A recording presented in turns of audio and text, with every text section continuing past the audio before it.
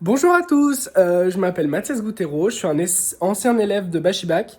J'ai passé mon bac en 2017, donc maintenant ça va faire 3 ans bientôt, je crois. 3 ans, bah oui, 3 ans, 2017-2020 MDR.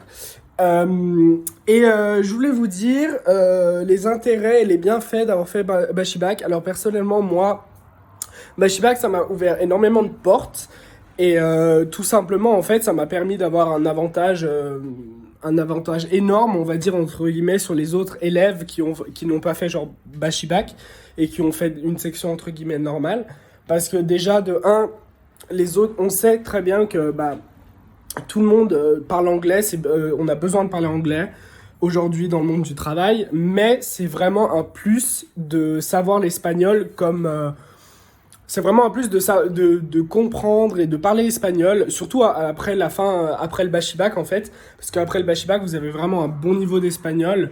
Aujourd'hui, exemple tout simple, moi je suis étudiant en traduction en deuxième année maintenant, et j'aurais pas eu le même parcours si je n'avais pas fait Bachibac, parce que ça m'a ouvert énormément de portes, ça m'a permis de...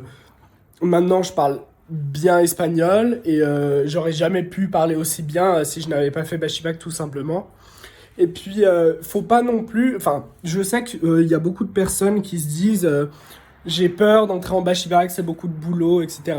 Alors, je vais pas vous mentir, c'est vrai qu'il faut travailler en Bachibac. Je me rappelle que c'était... Il y avait des moments où c'était un peu intense, il y avait des moments où c'était plus facile.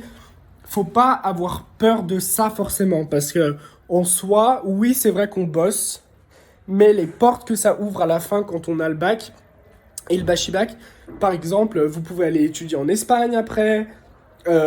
Déjà, après, vous avez un niveau d'espagnol très très bon à la fin du bachibac. Et du coup, moi, je vous conseille vraiment de le faire. Parce que même tout, moi, en plus, ça nous réunit tous dans une même section. Et puis, vous allez faire beaucoup de connaissances. Moi, j'ai des amis de bachibac que je garde encore aujourd'hui après le lycée, après 3 ans. Et ça réunit vraiment tout le monde en une seule section et on se fait des souvenirs super. En plus, les deux échanges, ils sont géniaux. 2 échanges d'une semaine, je crois. Et ça vous fait des souvenirs pour toute la vie. Et moi, je regrette pas du tout de l'avoir fait. Même si c'était, oui, comme je vous dis, bah oui, certes, des fois, ça a été un peu difficile.